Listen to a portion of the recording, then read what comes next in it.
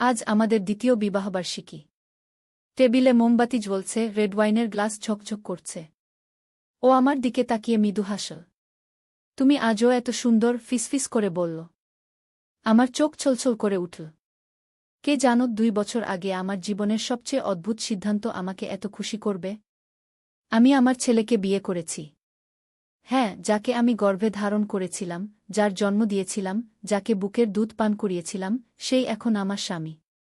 সব শুরু হয়েছিল 3 বছর আগে। বিজনেস ট্রিপে ওর বাবা মারা গেল একটা প্লেন ক্র্যাশে।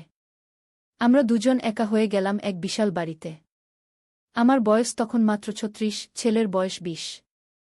রাতে ঘুম আসত না, কাঁদতাম। ছেলে পাশে থাকত, হাত ধরে। ধীরে ধীরে ওর আমার প্রতি দৃষ্টি বদলাতে লাগল।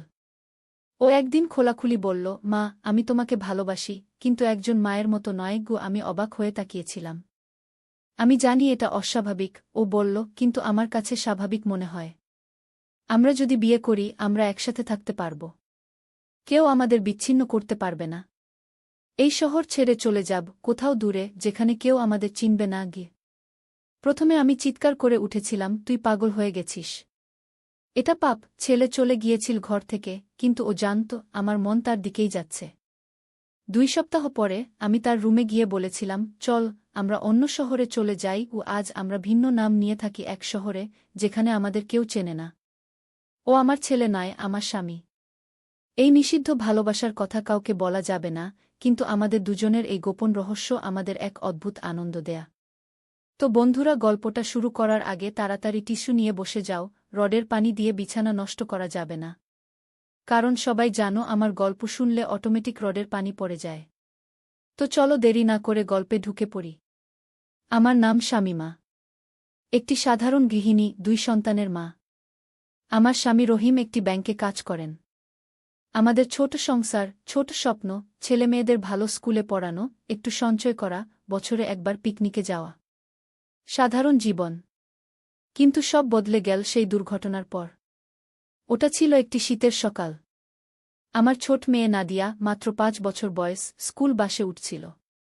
আমি হাত নেড়ে বিদায় জানাচ্ছিলাম। আমার বড় ছেলে ফারিদ, 12 বছর বয়স, বাড়িতেই ছিল। সেদিন তার জ্বর ছিল, স্কুলে যায়নি। আমি বাড়ি ফিরে এসে চা বানাচ্ছিলাম, হঠাৎ ফোন বাজল। স্কুল থেকে ফোন। আপনার মেয়ে নাদিয়া বাস দুর্ঘটনায় পড়েছে গু। আমার হাত থেকে কাপ পড়ে গেল, চা ছড়িয়ে পড়ল মেঝেতে। কি? কোথায়? ও কেমন আছে? খুব গুরুতর অবস্থা, ফোনে কণ্ঠ ভারী শোনাল। ওকে হাসপাতালে নিয়ে যাওয়া হয়েছে গি। আমি প্রায় অজ্ঞান হয়ে পড়েছিলাম। ফারিদ, যে পাশের ঘরে টিভি দেখছিল, ছুটে এল। মা, কি হয়েছে? নাদিয়ার বাস দুর্ঘটনা ঘে। আমার গলা কাঁপছিল। তোর বাবাকে ফোন কর, বল অফিস থেকে বেরিয়ে সরাসরি হাসপাতালে যেতে গু। আমরা তাড়াতাড়ি হাসপাতালে গেলাম। রহিম ততক্ষণে পৌঁছে গেছেন। তাকে দেখে বুঝলাম অবস্থা খুব খারাপ। তিনি কাঁদছিলেন, আমি কখনো তাকে এমন ভেঙে পড়তে দেখিনি। ডাক্তাররা বলছেন ওর ব্রেইন সেভিয়ারলি ড্যামেজড হয়েছে, রহিম ফিসফিস করে বলল। ওর ওর বেঁচে থাকার সম্ভাবনা খুব কম গে। আমি আর শুনতে পারিনি। চিৎকার করে উঠলাম, না, আমার বাচ্চা, আমার নাদিয়া। হাসপাতালের করিডোরে বসে আমরা অপেক্ষা করতে লাগলাম। ঘণ্টার পর ঘণ্টা। ফারিদ আমার পাশে বসেছিল, আমার হাত ধরে। সে একবারও কাঁদেনি, শুধু চুপচাপ বসেছিল, যেন নিজেকে শক্ত রাখার চেষ্টা করছিল। সন্ধ্যায় ডাক্তার বেরিয়ে এলেন। তার মুখ দেখেই বুঝলাম। দুঃখিত উ। তিনি বললেন। সেই মুহূর্তে আমার মনে হলো আমার জীবন শেষ হয়ে গেল। আমার ছোট্ট মেয়ে, যার হাসি দেখলে সারা দিনের ক্লান্তি দূর হয়ে যেত, যে রাতে আমার কোলে মাথা রেখে ঘুমাত, সে আর কখনো ফিরে আসবে না। পরের কয়েকটা দিন কিভাবে কেটেছিল মনে নেই। অন্তিম সংস্কার, আত্মীয় স্বজন, সম্বেদনা, সবকিছু যেন একটা ঘোলাটে স্বপ্নের মতো মনে হচ্ছিল। আমি খেতাম না, ঘুমাতাম না, শুধু বসে থাকতাম নাদিয়ার বিছানায়, তার খেলনাগুলো হাতে নিয়ে। রহিম নিজেকে কাজে ডুবিয়ে দিলেন। সকাল থেকে রাত পর্যন্ত অফিসে থাকতেন। বাড়ি ফিরে আসতেন যখন আমরা ঘুমিয়ে পড়তাম, আবার বেরিয়ে যেতেন যখন আমরা ঘুম থেকে উঠতাম। তিনি নিজের দুঃখ প্রকাশ করতে চাইতেন না আমাদের সামনে। কিন্তু সবচেয়ে বেশি পরিবর্তন দেখলাম ফারিদের মধ্যে। সে যে ছেলেটি সবসময় হাসি খুশি থাকত, যে স্কুল থেকে এসে আমাকে তার দিনের গল্প শোনাত, সেই ফারিদ একদম চুপচাপ হয়ে গেল। স্কুলে যেত, ফিরে আসত, নিজের ঘরে বসে থাকত। কথা বলত না, খেলত না, হাসত না। একদিন রাতে আমি ফারিদের ঘরে গেলাম তাকে ডিনারের জন্য ডাকতে।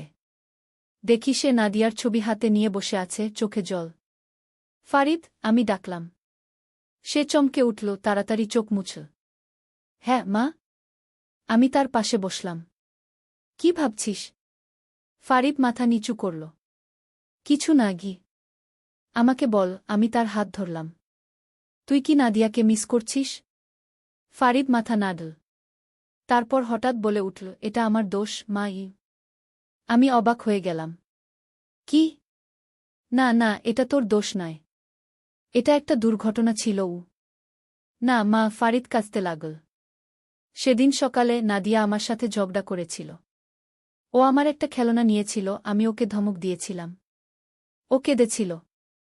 আমি বলেছিলাম ওকে আমি ঘৃণা করি। ফারিদ ফুপিয়ে উঠল। ও কাঁদতে কাঁদতে বাসে উঠেছিল। ও জানত না আমি ওকে ভালোবাসি। আমি ওকে বলিনি গি। আমি ফারিদকে জড়িয়ে ধরলাম, তার মাথায় হাত বুলাতে লাগলাম। শোন ফারিদ, এটা তোর দোষ নয়। ভাই বোনে ঝগড়া হয়, এটা খুব স্বাভাবিক। নাদিয়া জানো তুই ওকে কতটা ভালোবাসতিস গু। কিন্তু আমি ওকে বলিনি মা। ফারিদ কাঁদতে লাগল। আমি কখনো ওকে বলিনি আমি ওকে কতটা ভালোবাসি। সেদিন রাতে আমি ফারিদকে আমার সাথে ঘুমাতে নিয়ে এলাম। সে আমার কোলে মাথা রেখে ঘুমিয়ে পড়ল, ঠিক যেমন নাদিয়া ঘুমাত। আমি বুঝতে পারলাম শুধু আমরাই নয়, ফারিদও কত গভীর যন্ত্রণা ভোগ করছে। পরদিন সকালে আমি সিদ্ধান্ত নিলাম আমাদের পরিবারকে আবার একত্রিত করতে হবে। নাদিয়া চলে গেছে, কিন্তু আমরা তিনজন এখনো আছি। আমাদের একে অপরকে সাহায্য করতে হবে। আমি রহিমকে ফোন করলাম। আজ রাতে তাড়াতাড়ি বাড়ি আসবেন। আমরা পরিবারের সবাই একসাথে ডিনার করব। রহিম প্রথমে অবাক হলেন, তারপর রাজি হলেন। ঠিক আছে, আমি আসব। সেদিন আমি নাদিয়ার প্রিয় খাবার রান্না করলাম, চিকেন বিরিয়ানি আর পায়েস। আমরা তিনজন টেবিলে বসলাম, নাদিয়ার জন্য একটি খালি চেয়ার রেখে। প্রথমে আমরা চুপচাপ খেতে লাগলাম। তারপর আমি বললাম, আজ আমরা নাদিয়াকে নিয়ে কথা বলব। আমরা প্রত্যেকে একটি করে স্মৃতি শেয়ার করব, যেটা আমাদের নাদিয়ার সাথে সবচেয়ে প্রিয়। রহিম অবাক হয়ে তাকালেন, তারপর ধীরে ধীরে মাথা নাড়লেন। ঠিক আছে, আমি শুরু করি কি। তিনি একটু থামলেন, তারপর বললেন, আমার সবচেয়ে প্রিয় স্মৃতি হল যখন নাদিয়া প্রথম হাঁটতে শিখল। সে আমার দিকে টলমল করে হেঁটে আসছিল, আর আমি তাকে ধরার জন্য হাত বাড়িয়েছিলাম। তার মুখে সেই হাসি। রহিমের চোখ ছলছল করে উঠল। আমার প্রিয় স্মৃতি হল যখন নাদিয়া আমাকে ফুল এনে দিত, আমি বললাম। সে রাস্তার পাশ থেকে ছোট্ট ফুল তুলে আনত, আমাকে দিত, বলত, মা, এটা তোমার জন্য। আমি সেই ফুল আমার চুলে লাগাতাম, আর নাদিয়া খুশিতে লাফিয়ে উঠত। ফারিদের দিকে তাকালাম। সে টেবিলে চোখ রেখেছিল, কিছু বলছিল না। ফারিদ, আমি ডাকলাম। তোর কোনো স্মৃতি সবচেয়ে প্রিয়? ফারিদ ধীরে ধীরে মাথা তুলল। আমার প্রিয় স্মৃতি হল যখন নাদিয়া ভয় পেয়ে আমার ঘরে আসত। যখন বাইরে ঝড় হতো, বিদ্যুৎ চমকাত, নাদিয়া ভয়ে আমার ঘরে ছুটে আসত। আমার বিছানায় উঠে পড়ত, আমাকে জড়িয়ে ধরত। বলত, ভাইজা, আমি ভয় পাচ্ছি। আমি ওকে বলতাম, ভয় নেই, আমি আছি। ও আমার পাশে ঘুমিয়ে পড়ত। আমার খুব ভালো লাগত যে ও আমার উপর ভরসা করত। ফারিদের চোখ থেকে জল পড়তে লাগল। আমি ওকে বলিনি আমি ওকে কত ভালোবাসতাম, মা গি। রহিম উঠে গিয়ে ফারিদকে জড়িয়ে ধরলেন। নাদিয়া জানত, বাবা। সে জানত। সেদিন রাতে আমরা তিনজন একসাথে নাদিয়ার গল্প বলতে লাগলাম, তার হাসি, তার রাগ, তার ছোট্ট ছোট্ট কথা। আমরা কাঁদলাম, আমরা হাসলাম। আমাদের দুঃখ কমল না, কিন্তু সেটা ভাগ করে নেওয়া যেন একটু সহজ হল। সেদিন থেকে আমরা প্রতি সপ্তাহে একদিন নাদিয়ার দিন পালন করতে শুরু করলাম। আমরা তার প্রিয় খাবার রান্না করতাম, তার প্রিয় গান শুনতাম, তার স্মৃতি নিয়ে কথা বলতাম। রহিম আর অফিসে বেশি সময় কাটাতেন না। ফারিদ আবার কথা বলতে শুরু করল, স্কুলে যেতে শুরু করল।